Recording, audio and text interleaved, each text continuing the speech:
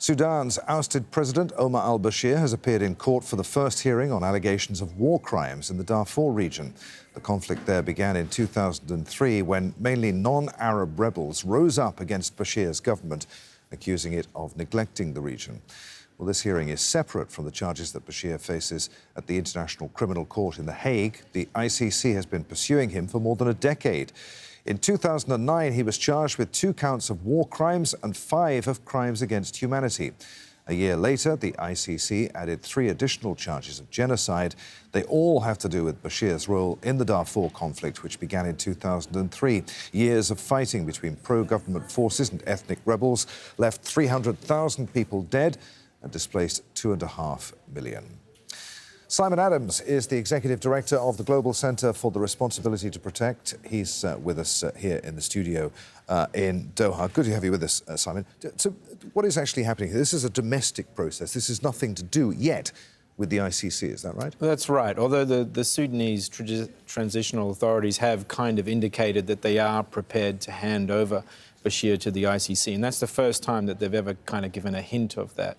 So something is clearly underway, and I think, you know, it's amazing to see just how quickly that country has changed in less than a year. Remember, it was only April last year when Bashir was overthrown, and now they're literally talking about potentially handing him over so he can go in handcuffs to The Hague. But is what's happening in Sudan today going to come up to international standards?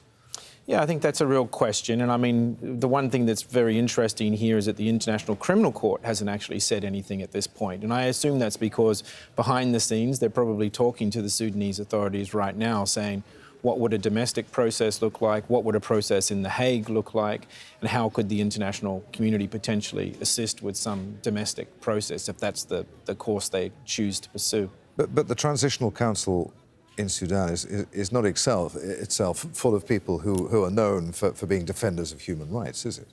Far from it. In fact, there are some people inside that Transitional Council who, you know, probably belong at The Hague as well, not least of all Hemeti, who controls the Rapid Support Forces, which were linked, of course, to the Janjaweed in Darfur, and there's certainly no shortage of blood on his hands. So what's clear is that there's kind of a debate, obviously, behind closed doors at the moment inside the transitional authorities to say, well, what does Sudanese democracy look like, but what does justice and accountability look like?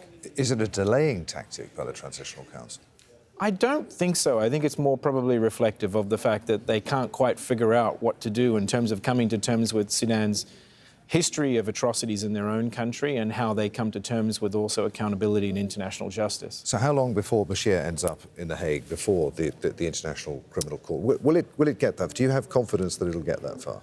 Confidence is probably taking it a little bit too far, I think, Adrian. But certainly I think international justice is closing in on Bashir. And for somebody like me who's sat and watched this man get away with atrocities for so long, and of course the long-suffering Sudanese people, even these kind of small steps towards putting him in a jail cell in The Hague are very, very positive indeed, and I think, you know, bear witness to the incredible transformation that's happening in Sudan. What message does this send to other human rights, those accused of human rights abuses around the world? Yeah, I think that he was, you know, the impunity that he enjoyed for so long gave confidence to the likes of, say, Bashar Assad in Syria and other atrocity perpetrators in different parts of the world. And hopefully they're sleeping a little bit less soundly tonight after these announcements. Simon, really good to talk to you. Many thanks indeed for being with us. Dr. Simon Adams.